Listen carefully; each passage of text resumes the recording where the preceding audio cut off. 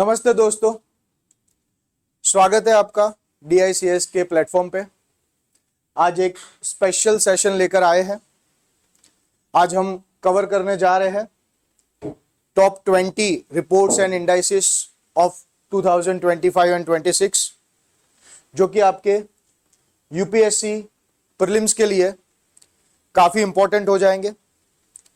पिछले सालों में हमने ये देखा है कि वर्ल्ड वाटर डेवलपमेंट रिपोर्ट 2023 के ऊपर सवाल आ चुका है प्रीलिम्स के अंदर। इसके अलावा हमें देखने को मिला है कि ग्लोबल कॉम्पिटिटिवनेस रिपोर्ट पे भी आ चुका है क्वेश्चन। तो ये सारे क्वेश्चंस जो होते हैं कि जो क्लोजली लिंक रहते हैं करंट अफेयर से, जो कि की सिलेबस की थीम्स होती है, वैसे वाले रिपोर्ट्स जो है वो ज्यादातर पूछे जाते हैं। इस पे जैसे हमने अभी बात की कि भाई पहले से क्वेश्चंस कई सारे आए भी है और इन फ्यूचर आ भी सकते हैं। तो ऐसे टोटल 20 रिपोर्ट्स जो कि हम कॉम्प्रिहेंसिव वे में कवर करेंगे, इस तरह का एनालिसिस आज देखते हैं। सबसे पहले आते हैं रिस्पॉन्सिबल नेशन इंडेक्स पे।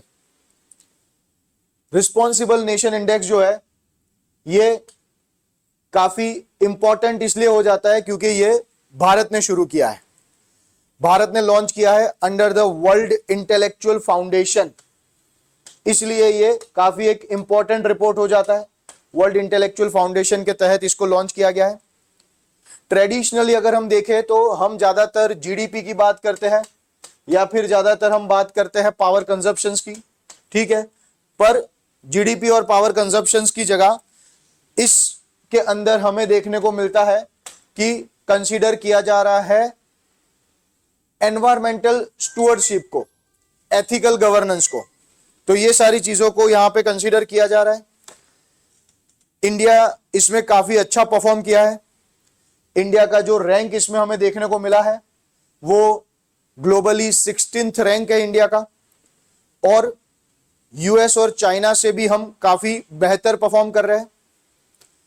UPSC की पर्सपेक्टिव से इसको याद रखिए कि पावर से ज्यादा जरूरी है रिस्पॉन्सिबिलिटी, और इसीलिए जो रिस्पॉन्सिबल नेशन इंडेक्स है उसमें इंडिया हमें 16th रैंक पे देखने को मिलता है, which is even better than the American and the Chinese. तो ये पॉइंट याद रखेंगे। आप देख सकते हो जो टॉप रैंक्स इसमें है, तो जिसके अंदर सिंगापुर का हमें फर्स्ट रैंक देखने को मिलता है in the responsible nation index. इसके बाद स्विट्जरलैंड भी हमें देखने को मिलता है जो कि सेकंड रैंक पे है स्विट्जरलैंड। डेनमार्क थर्ड रैंक पे है, स्वीडन फोर्थ रैंक पे है, और इंडिया हमें देखने को मिलता है 16th रैंक पे ग्लोबली।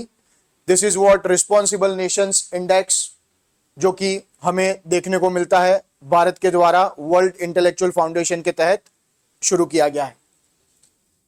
चलिए आगे बढ़ते हैं। अब जाते हैं सेकंड इंडेक्स पे। सेकंड इंडेक्स है ग्लोबल टेररिज्म इंडेक्स, जिसे institute for economics and peace launch करता है। इस साल का सबसे बड़ा हाईलाइट यह है कि पाकिस्तान ने बुर्किना फासो को सरपास कर लिया और रैंक 1 पर आ चुका है। Congratulations to the Pakistan that you are on rank 1 in a global terrorism index 2026। यानी कि टेररिज्म से ये मोस्ट इंपैक्टेड कंट्री है।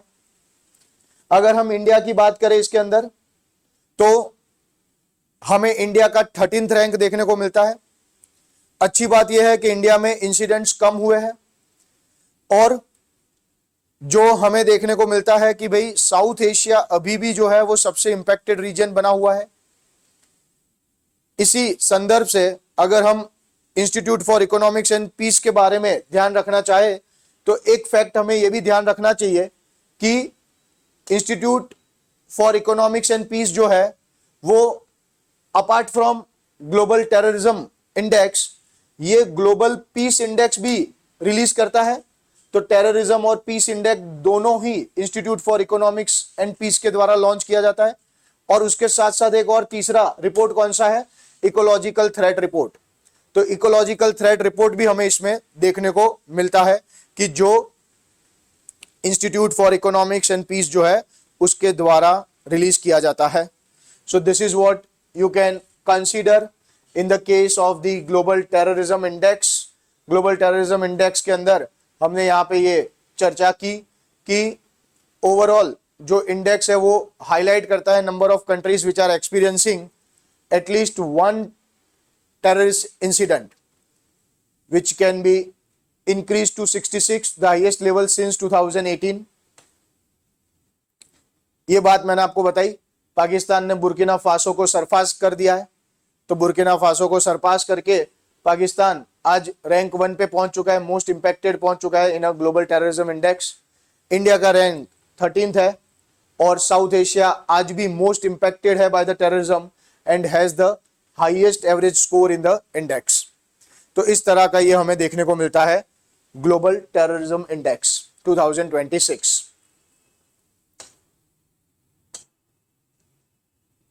इसके बाद हमारे पास है world happiness report 2025। Happiness report को वेलबींग रिसर्च सेंटर के द्वारा रिलीज किया जाता है। तो वेलबींग रिसर्च सेंटर ये रिलीज करता है वर्ल्ड हैप्पीनेस रिपोर्ट। फिनलैंड ने अपनी जो वर्ल्ड हैप्पीनेस रिपोर्ट के ऊपर रैंक 1 पे रहने की स्ट्रीक है वो कंटिन्यू की है। So what we understand here कि फिनलैंड जो है वो हैप्पीएस्ट कंट्री है इन द वर्ल्ड इन 2026 और ये अपना top spot 9th consecutive year के लिए कंटिन्यू कर रहा है। तो आप समझ सकते हो कि पिछले 9 साल से फिनलैंड जो है वो टॉप पे रह रहा है। इंडिया के लिए पॉजिटिव न्यूज ये है कि हम 126 से इंप्रूव होकर 116th यानी कि हमने 10 रैंक्स इंप्रूव किए हैं। 2024 में हम 126 थे, 2025 में हम 118 थे और 2026 के अंदर हमें देखने को मिल रहा है 116th। तो ये हमें एक इंप्रूवमेंट देखने को मिला है कि 116th रैंक पे आ गए हम। सो इंडिया का वर्ल्ड हैप्पीनेस रैंक जो है वो 116th है फिलहाल। अफगानिस्तान अगर आप देखिए तो वो सबसे बॉटम पे यानी कि 147th है। यूपीएससी अक्सर ऐसे इंडिकेटर पूछती है तो याद रखिए कि इसमें सोशल सपोर्ट और हेल्दी लाइफ एक्सपेक्टेंसी जैसे फैक्टर्स भी मैटर करते हैं। तो 147th पे अफगानिस्तान है। World's unhappiest country along with Malawi 145th and Sierra Leone 146th। तो इस तरह से हमें वर्ल्ड हैप्पीनेस रिपोर्ट के अंदर ये देखने को मिलता है। चलिए आगे बढ़ते हैं। नेक्स्ट है हमारे पास ग्लोबल पीस इंडेक्स। अगेन अभी हम आगे ही चर्चा कर गए कि ये भी institute for economics and peace के द्वारा ही इसको भी रिलीज किया जाता है। तो ये भी institute for economics and peace के द्वारा वर्ल्ड पीस इंडेक्स ऑफ 2025 आता है। इस बार ग्लोबल पीसफुलनेस में 0.36% की डिटोरिएशन देखी गई है। तो 0.36% का डिटोरिएशन हमें देखने को मिलता है in the overall global peacefulness. तो ग्लोबल पीसफुलनेस में आप यहां पे देख सकते हो कि deterioration of global peacefulness by 0.36%, making the 13th deterioration in a peacefulness in the last 17 years। Total ये कवर करता है 163 कंट्रीज को, जिसमें 99.7% ऑफ वर्ल्ड पॉपुलेशन जो है वो आ जाती है। ठीक है, इसके अलावा इंडिया की अगर हम ट्रेजेक्टरी की बात करें तो इंडिया की ट्रेजेक्टरी हमें इन द ग्लोबल पीस इंडेक्स काफी स्टेडी देखने को मिल रही है।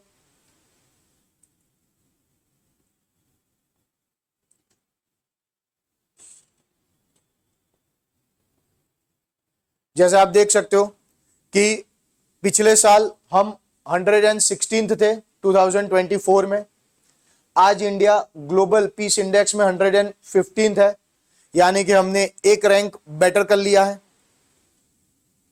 उसके अलावा अगर हम देखें तो रशिया और Ukraine, Russia drop down to ranks and stand at 163 which is the least peaceful country, यानी कि रशिया आज हमें बॉटम पे देखने को मिलता है, 162 है, जो कि ऑब्वियसली रशिया और यूक्रेन की लड़ाई की वजह से, वॉर की वजह से हो रहा है।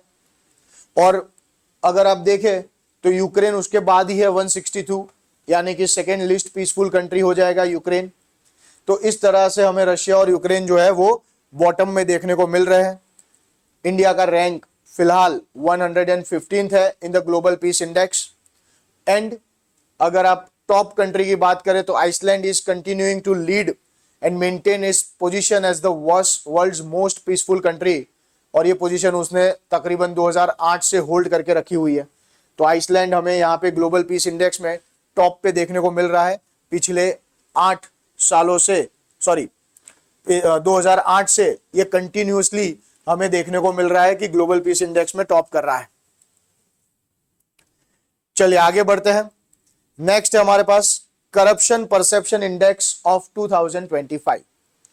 करप्शन परसेप्शन इंडेक्स जो है वो ट्रांसपेरेंसी इंटरनेशनल के द्वारा लॉन्च किया जाता है। तो ट्रांसपेरेंसी इंटरनेशनल ये रिपोर्ट बनाते हैं और ये बताते हैं कि करप्शन ग्लोबली किस तरह से बढ़ रहा है। इसके अंदर हमें स्केल देखने को मिलती है 0 से 100 की। 0 मतलब यहां पे हो जाएगा मोस्ट करप्ट,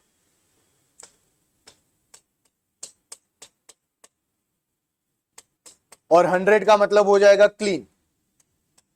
तो 0 यानी मोस्ट करप्ट है, 100 यानी कि क्लीन है।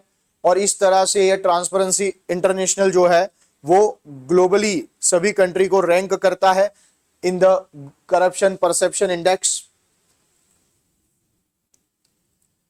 डेनमार्क जो है वो इसके अंदर हाईएस्ट स्कोर यानी कि 89 लेकर आया है, और इसके थ्रू वो टॉप करता है, मेंटेनिंग 8 ईयर स्ट्रिक, यानी कि 8 साल से वही टॉप कर रहा है। उसके बाद हमें फिनलैंड है, सिंगापुर है, ये सब देखने को मिलते हैं। ठीक है, डेनमार्क जो है वो 89 स्कोर के साथ टॉप पे है। साउथ सुडान एंड सोमालिया, ये दोनों कंट्री का स्कोर 9 है, और इनके बीच में टाई हो गई है कि भाई आखिरी रैंक किसका, तो दोनों ने टाई कर दी, रैंक 181 आ गया। ठीक है, और अगर इंडिया की बात करें हम, तो इंडिया हमें इसमें देखने को मिल रहा है कि 91st रैंक पे है ग्लोबली, जिसमें हमारे मार्क्स आए हैं 100 में से 39, तो जस्ट पासिंग मार्क्स आए हैं as far as the corruption perception index is considered. 39 marks आए इंडिया के, जिसकी वजह से हमारा 91st रैंक है। इन 2024 अगर हम देखें तो ओवरऑल स्कोर हमारा 38 था, अब 39 है, तो स्लाइटली इंप्रूवमेंट तो है। So this will be the discussion of corruption perception index 2025। देख सकते हो आप यहाँ पे top 5 country with the lowest corruption कौन सी है। Denmark is rank 1 with the score of 89, the Finland is rank 2 with the score of 88, Singapore is the rank 3 with the score of 84, New Zealand is rank 4 with the score of 81 and Norway also 81। इस तरह से हमें ये 5 countries दिखती है जो कि lowest corruption index के अंदर है।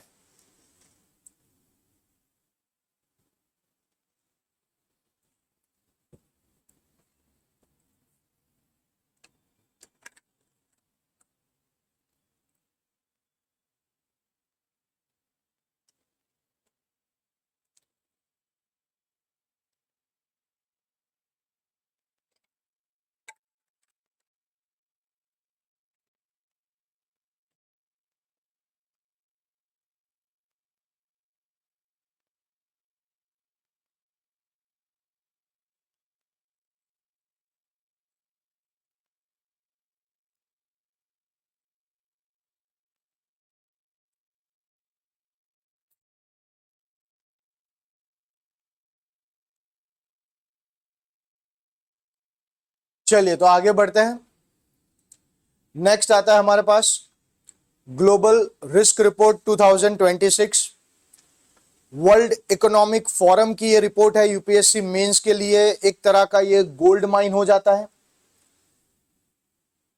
इसने आइडेंटिफाई किया है कि जियो इकोनॉमिक कन्फ्रंटेशंस जैसे कि ट्रेड वॉर्स, सैंक्शंस, ये आज का सबसे बड़ा रिस्क फैक्टर बन चुका है। यानी कि इसने जियो इकोनॉमिक कन्फ्रंटेशन को अभी का मोस्ट सिग्निफिकेंट ग्लोबल रिस्क बोला हुआ है। ये रिपोर्ट अगर आप देखें ध्यान से तो long term, short term and immediate term, इस तरह से रिस्क को एक्सप्लोर करती है। अगर लॉन्ग टर्म की हम बात करें तो लॉन्ग टर्म के अंदर इस रिपोर्ट ने कंसीडर किया है कि जो एक्सट्रीम वेदर इवेंट्स है वो सबसे ज्यादा टॉप लॉन्ग टर्म रिस्क है। तो एक्सट्रीम वेदर को टॉप रिस्क माना गया है लॉन्ग टर्म के कंसिडरेशन में। स्पेसिफिकली अगर हम इंडिया की बात करें तो ये रिपोर्ट हाईलाइट करता है कि जो साइबर इनसिक्योरिटी है ये एक बहुत ही मेजर रिस्क है जो कि भारत के द्वारा फेस किया जाता है आज। So this is what we understand in the global risk report 2026 कि साइबर सिक्योरिटी भारत के लिए आज हमारा सबसे बड़ा खतरा है। इस रिपोर्ट को अगर हम ध्यान से देखें तो हमें इसको इस तरह से immediate risk versus short term risk versus long term risk इस तरह से ध्यान में रखना चाहिए।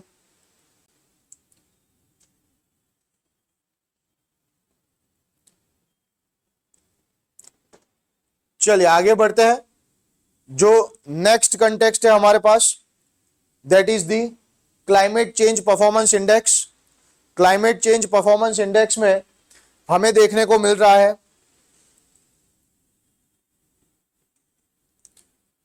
ये रिपोर्ट जो है ये जर्मन वॉच एक तरह का एनजीओ है और new climate institute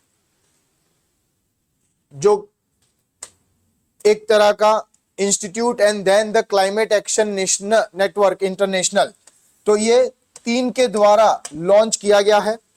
so the climate change performance index हमें देखने को मिल रहा है कि German watch, then the new climate institute and climate action network, इनके द्वारा लॉन्च किया गया है। इसके अंदर आप ध्यान दीजिए तो ये लोग परफॉर्मेंस कैटेगरीज जो है वो चार तरह की परफॉर्मेंस कैटेगरीज कंसीडर करते हैं। जैसे एक तो ग्रीन हाउस गैस एमिशन है जिसको 40% टोटल वेटेज दिया गया है। दूसरा रिन्यूएबल एनर्जी है जिसको 20%, तीसरा एनर्जी यूज है जिसको 20% एंड चौथा क्लाइमेट पॉलिसी है जिसको 20%। तो इस तरह से चार कैटेगरी पे ये क्लाइमेट चेंज परफॉर्मेंस इंडेक्स जो है वो फोकस करता है। अब इसके अंदर अगर हम बात करें टॉप 3 पोजीशंस की तो टॉप 3 पोजीशंस इसमें कंप्लीटली खाली रखी गई है। क्यों? क्योंकि टॉप 3 पोजीशंस जो कि एक वेरी हाई रेटिंग के लिए होनी चाहिए पर ये किसी भी कंट्री को वेरी हाई रेटिंग यहाँ पे मिला नहीं है और इसलिए जब वेरी हाई रेटिंग इसको मिला ही नहीं तो फिर वो टॉप 3 पोजीशंस इस रिपोर्ट में खाली रखी गई है।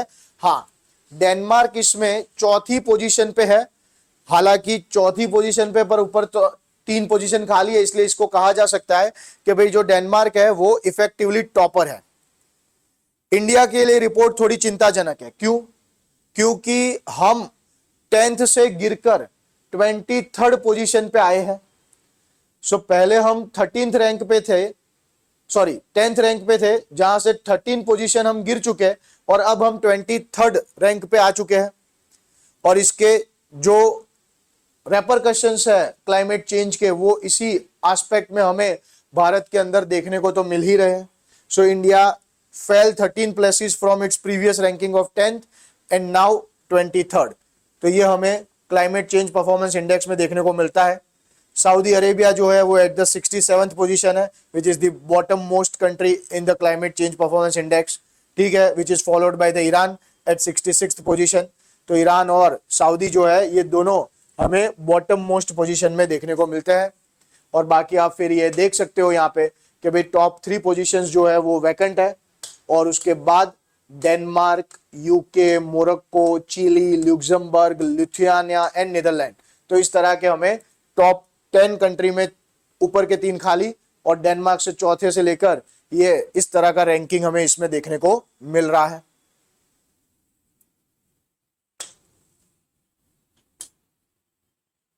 चलिए आगे बढ़ते हैं।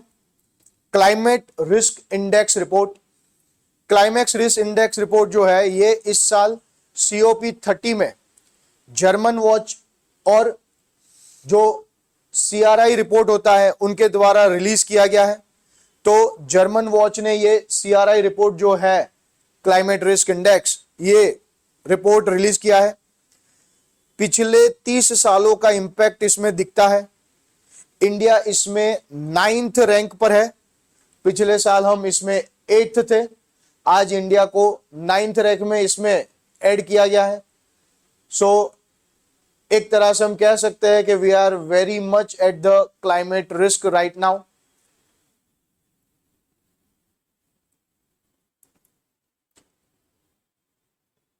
इसका मतलब यह भी निकाला जा सकता है कि इंडिया जो है वो उन टॉप कंट्रीज में है कि जो एक्सट्रीम वेदर इवेंट से सबसे ज्यादा इंपैक्ट होने वाले हैं।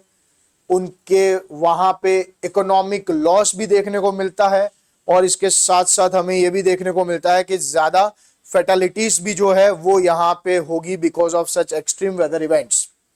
अगर मैं डिजास्टर मैनेजमेंट की बात करूं तो GS3 का आपका जो DM का टॉपिक है उसके अंदर आप जरूर से ये क्लाइमेट रिस्क इंडेक्स को क्या कर सकते हो, कोट कर सकते हो।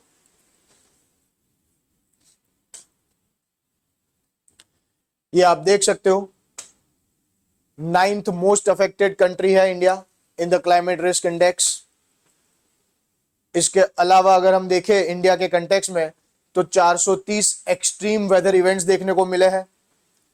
अपार्ट फ्रॉम दैट तकरीबन हमें 170 बिलियन US डॉलर का इकोनॉमिक लॉस देखने को मिलता है because of such climate vulnerability. तकरीबन 80,000 फैटिलिटीज यानी कि 80,000 भारतीयों का मृत्यु इस वजह से हो रहा है because we have this type of extreme climate weather events. 9.6% share of a total global deaths यानी कि ग्लोबली तकरीबन 8 लाख लोग क्लाइमेट चेंज की वजह से, वेदर के एक्सट्रीम इवेंट्स की वजह से मारे जा रहे हैं। उसमें से तकरीबन 80,000 भारत के हैं। और आप देख सकते हो यहाँ पे टॉप 10 मोस्ट अफेक्टेड कंट्रीज में सबसे ज्यादा अफेक्टेड है डोमिनिका, देन है म्यांमार, देन है Honduras, then Libya, then Haiti, then Grenada, then Philippines, then Nicaragua, then India और 10th रैंक पे बहामास। तो इस तरह से ये टोटल 10 मोस्ट अफेक्टेड कंट्रीज जो है वो इसमें हमें देखने को मिल रहे हैं।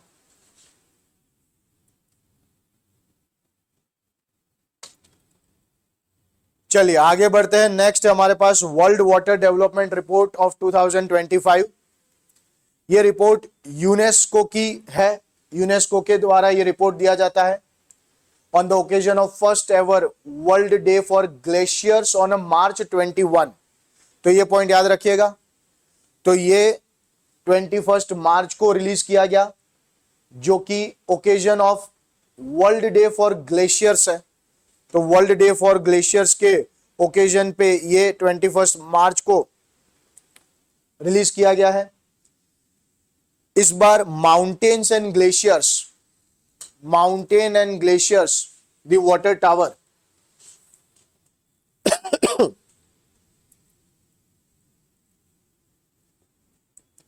Mountain and glaciers the water towers, ये इस रिपोर्ट की थीम रही। इस पे ये फोकस्ड है।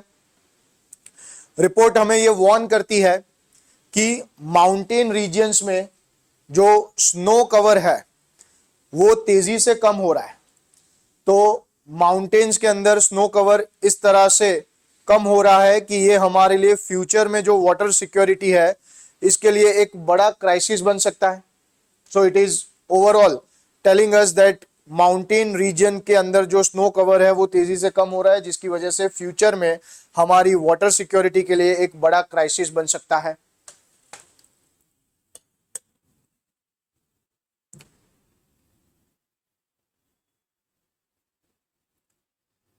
चलिए आगे बढ़ते हैं। Next we have greenhouse gas bulletin.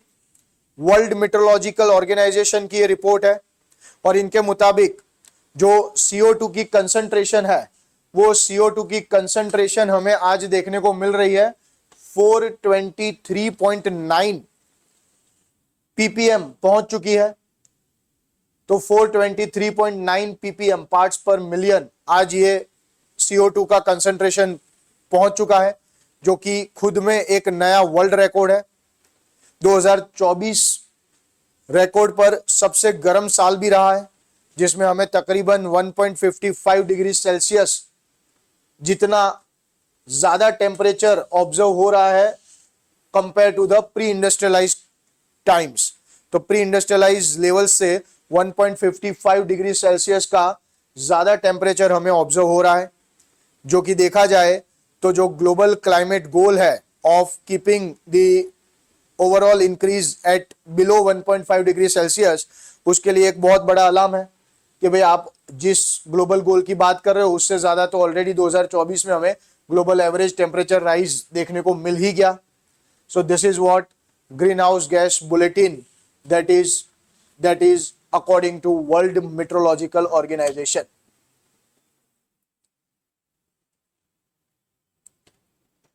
अब कुछ और हाइलाइट्स देख लेते हैं एनवायरमेंट रिपोर्ट्स के बारे में ही।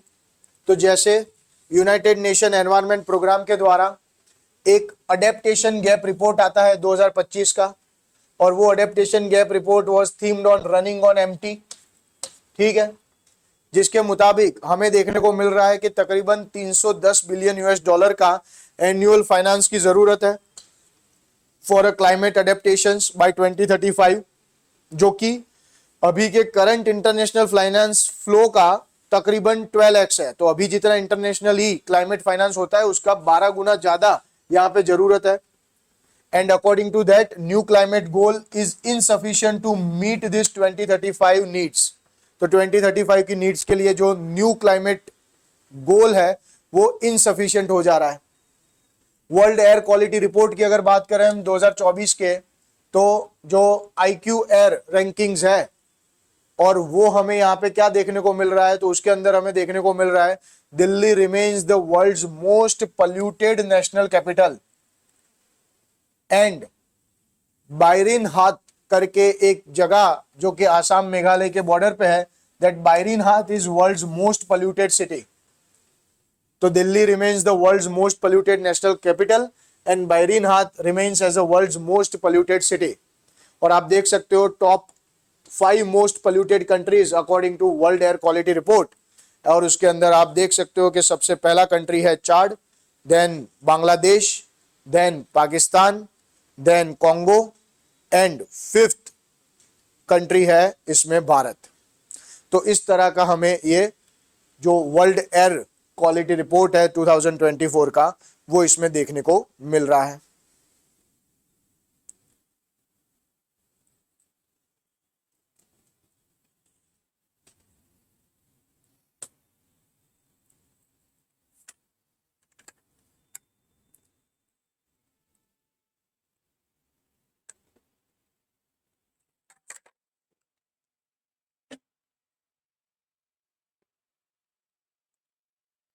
So the next point that we have is the Global Tuberculosis Report 2025।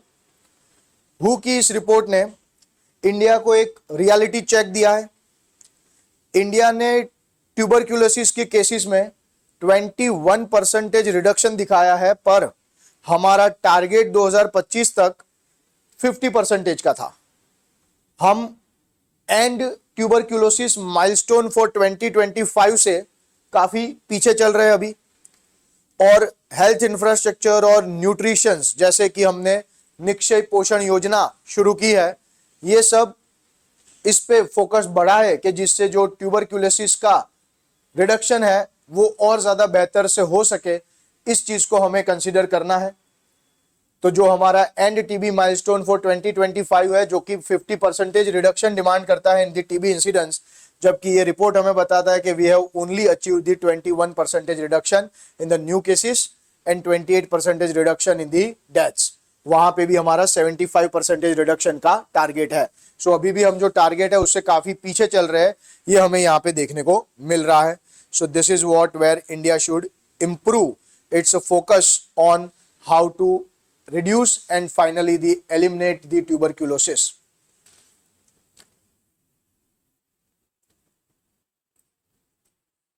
Next आते हैं ह्यूमन डेवलपमेंट रिपोर्ट 2025।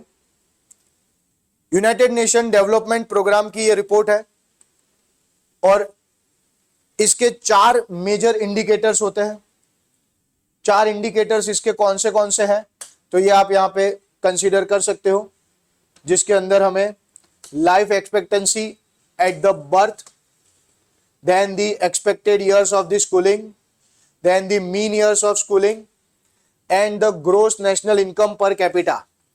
तो ये जो 4 मेजर इसके हमें देखने को मिलते हैं इंडिकेटर्स है, और इसके तहत हम ये भी कंसीडर करते हैं कि किस तरह से इंडिया का HDI रैंकिंग जो है वो हमें स्लोली स्टेडीली अपवर्ड मूव करता हुआ देखने को मिल रहा है।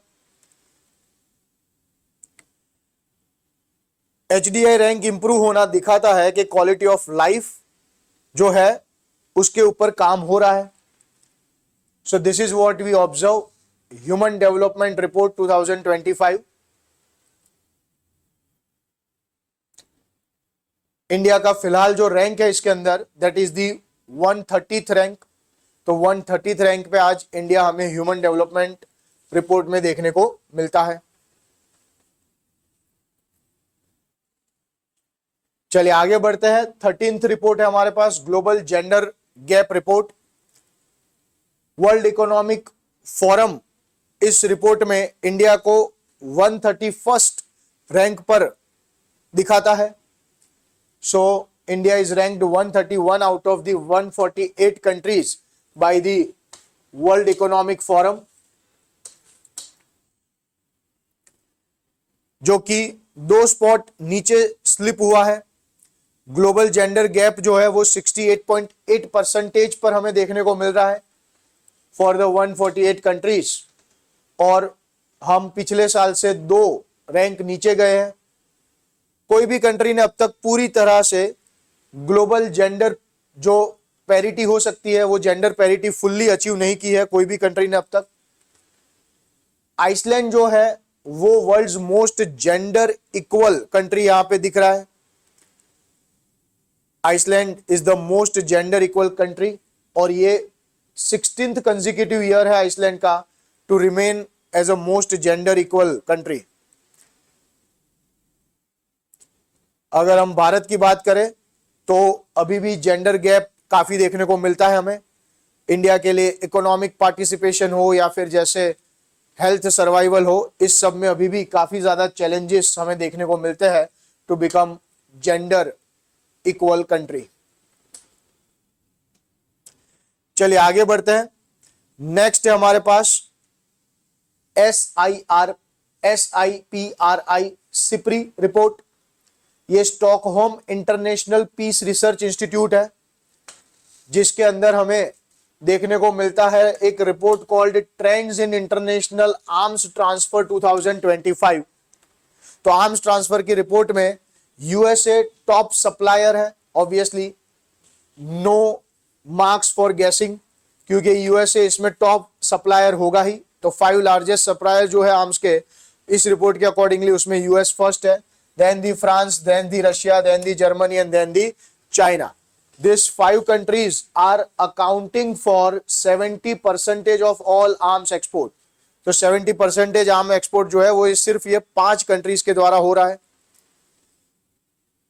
एक और इंपॉर्टेंट ट्रेंड हमें इसमें क्या देखने को मिल रहा है, एक और इंपॉर्टेंट ट्रेंड हमें यह देखने को मिल रहा है कि भाई रशिया के ऊपर जो हमारी निर्भरता थी कि भाई भारत ज्यादा से ज्यादा रशिया से आर्म्स इंपोर्ट करता था, वो डिपेंडेंस कम हो रहा है रशिया पे। फिलहाल भारत के द्वारा अगर हम देखें तो भारत जो टॉप 3 आर्म सप्लायर्स है टू इंडिया, उसमें रशिया जो फर्स्ट है, पर वो अब 40% हो गया, जो एक समय पे 58% जैसा देखने को मिलता था।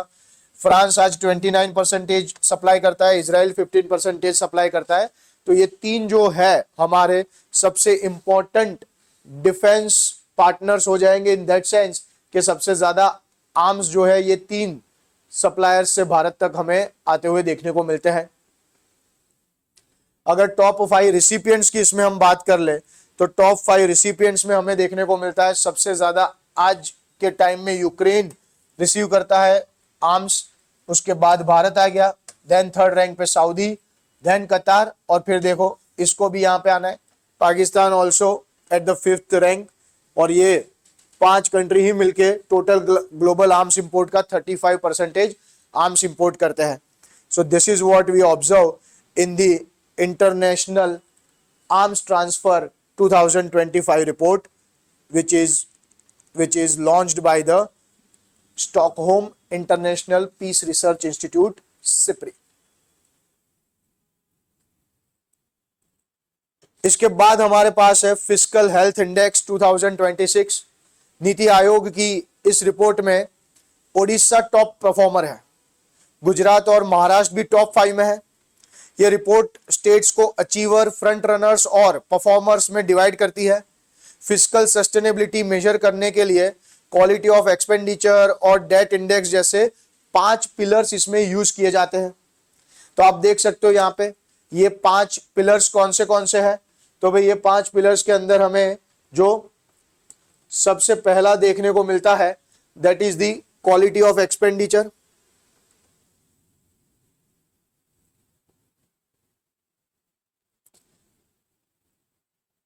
सबसे पहला जो है quality of expenditure, then we have revenue mobilisation, then we have fiscal prudence, debt index and debt sustainability.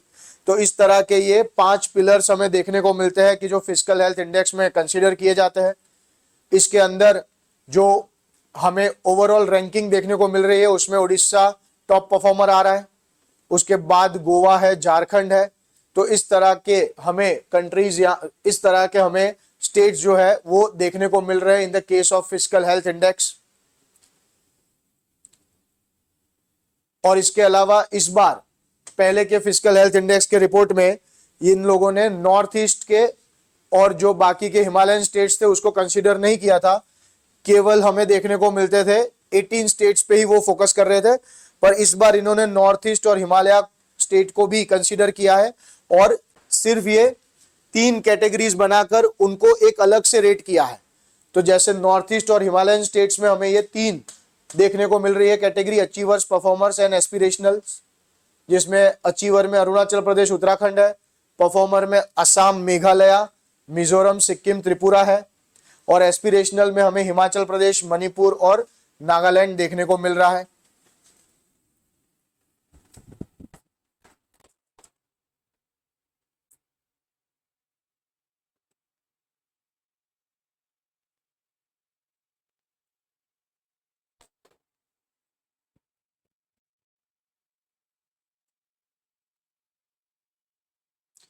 और ये आप देख सकते हो the final ranking of states for 2023-24 fiscal health index. तो ये हमें देखने को मिल रहा है कि उड़ीसा, गोवा और झारखंड आ रहे हैं जो कि सबसे ऊपर, सबसे हायर कैटेगरी जो है उसके अंदर कंसीडर किए जाएंगे, यानी कि टॉप परफॉर्मर्स जो है उसमें वो आ जाएंगे। ठीक है, उसके बाद गुजरात, महाराष्ट्र, छत्तीसगढ़, तेलंगाना, यूपी और कर्नाटक है। Then we have MP, Haryana, Bihar, Tamil Nadu, Rajasthan, और फाइनली केरला, वेस्ट बंगाल, आंध्र प्रदेश एंड पंजाब। तो इस तरह का ये सिनारियो हमें यहाँ पे देखने को मिल रहा है।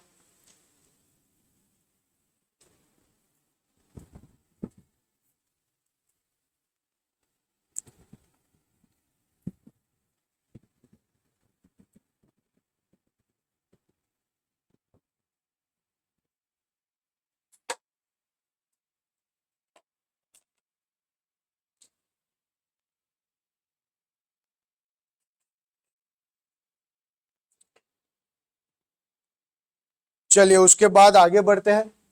Next we have global innovation index GII 2025। ये वर्ल्ड इंटेलेक्चुअल प्रॉपर्टी ऑर्गेनाइजेशन निकालता है।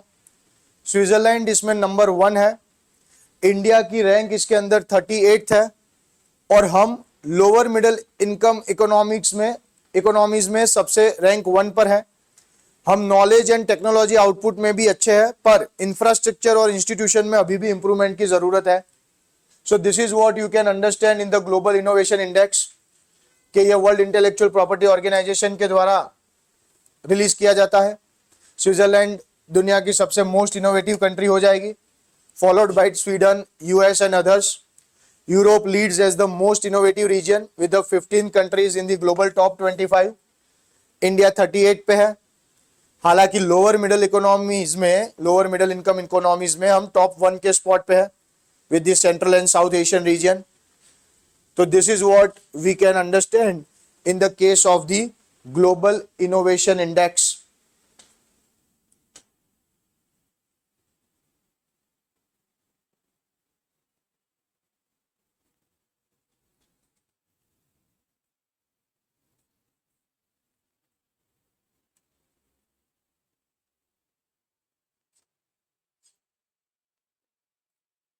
The next we have is the Financial Inclusion Index।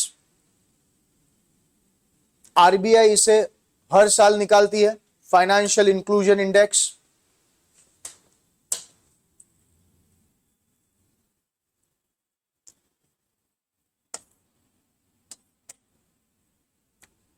Financial inclusion across the country ये कैप्चर करता है कि जो इंप्रूव हुआ है to 67 in March 2025 from the 64.2 in March 2024। तो आप देख सकते हो कि फाइनेंशियल इंक्लूजन इंडेक्स जो है वो एक तरह का स्केल है जो 0 से 100 के बीच में होता है, और 0 means a complete financial exclusion while 100 indicates a full inclusion. तो इस तरह का सिनारियो इसमें होता है। ये इंडेक्स जो है वो कंप्राइज करता है 3 ब्रॉड पैरामीटर्स को। एक तो एक्सेस, यूजेज एंड क्वालिटी, जहां पे एक्सेस को 35%, यूजेज को 55%, यानी कि हायर वेटेज यूजेज को है, एंड 20% मिला है क्वालिटी को।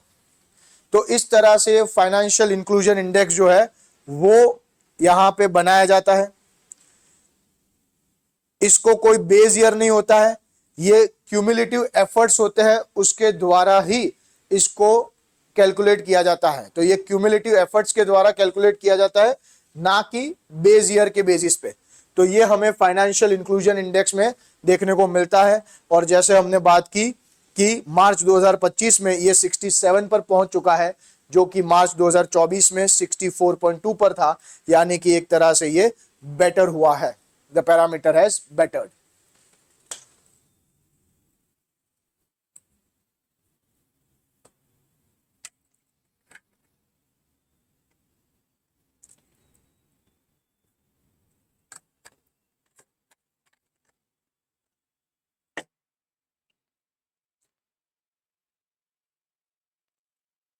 Now the next report that we have is the Panchayat Advancement Index। Panchayat advancement index जो है ये मिनिस्ट्री ऑफ पंचायती राज के द्वारा रिलीज किया जाता है। इसमें त्रिपुरा ने कमाल कर दिया है।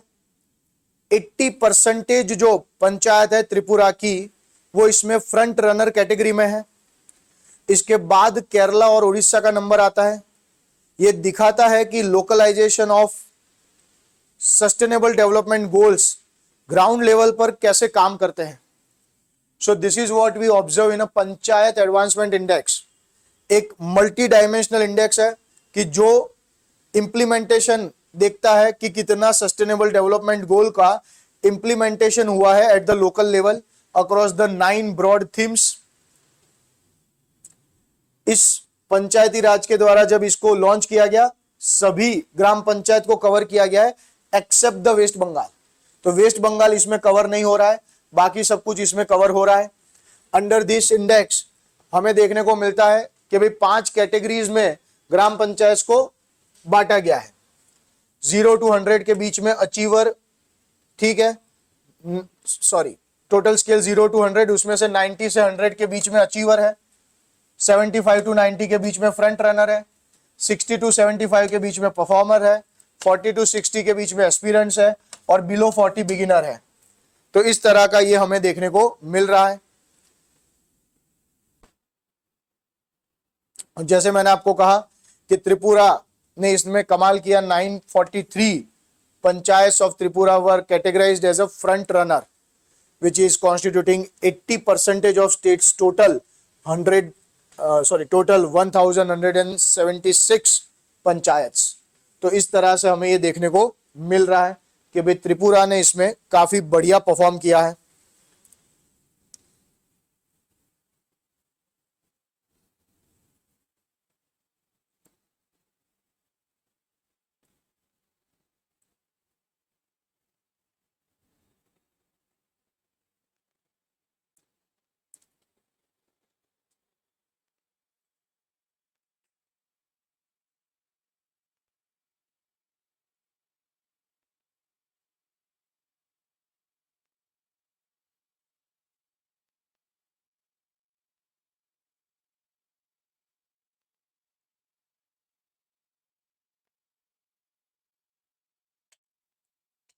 चलिए आगे बढ़ते हैं।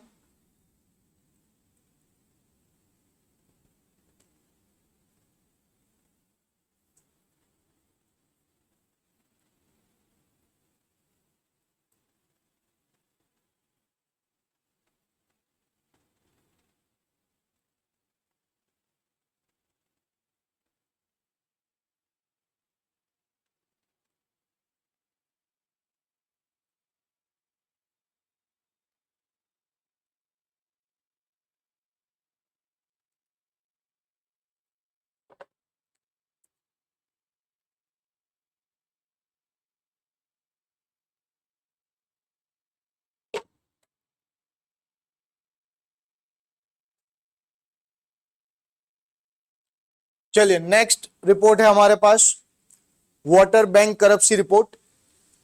सो United Nations University Institute for Water Environment and Health, इसके द्वारा ये रिपोर्ट रिलीज किया गया है। जो रिपोर्ट का टाइटल है वो है global water bank करप्सी, living beyond our hydrological means in the post crisis era.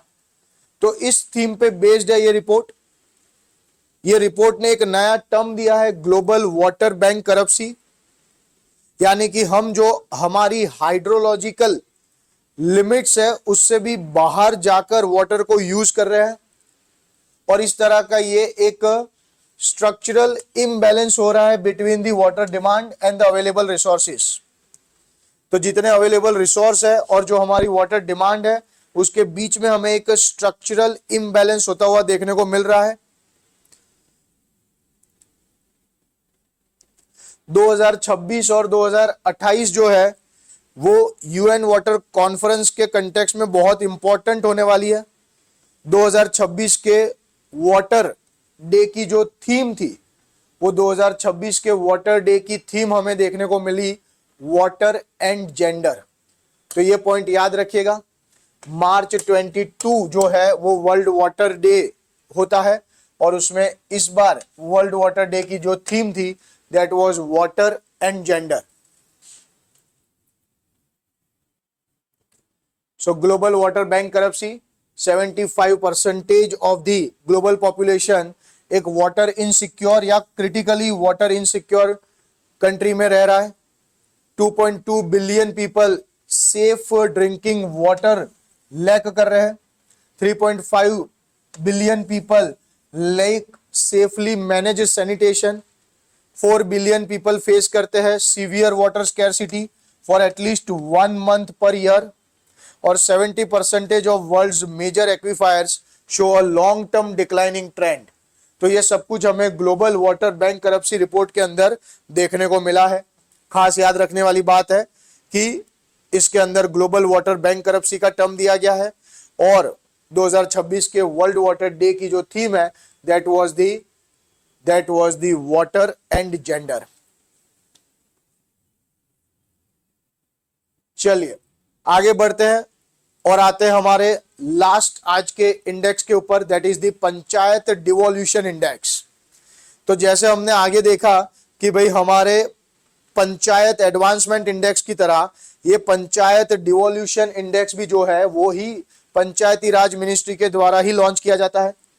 और इसके अंदर कर्नाटक, केरला और तमिलनाडु हमें बेस्ट परफॉर्मर देखने को मिल रहे हैं in terms of the devolution of powers in the terms of 3 Fs that are functions, finances and functionaries। तो ये हमें यहां पे देखने को मिल रहा है। अरुणाचल प्रदेश और झारखंड बॉटम पर है, पर यूपी और बिहार ने मैक्सिमम इंप्रूवमेंट दिखाई है। So this is what we can understand. The index was last published in 2014। The national average score has increased, जो कि पहले 39.92 से 43.89 आया है। और इसके अंदर मेजर 6 पैरामीटर्स कंसीडर किए गए थे। दैट वाज फ्रेमवर्क, फिर ये 3 Fs तो आ ही गए, function, finance and functionaries, and capacity building and the accountability. तो ये सारे डेटा को यूज करके ये पंचायत डिवोल्यूशन इंडेक्स जो है वो यहां पे कंसीडर किया गया है। So this is what we understand in the case of panchayat devolution index. ये भी एक तरह का स्केल है जो 0 से 100 के बीच में रैंकिंग करेगा, मतलब कि स्कोर देगा। कर्नाटक, केरला और तमिलनाडु ने काफी हाई स्कोर किया इसमें। यूपी, बिहार ने सबसे ज्यादा इंप्रूवमेंट दिखाया है, और मणिपुर, अरुणाचल प्रदेश और झारखंड इसमें लोएस्ट स्कोरिंग स्टेट्स है।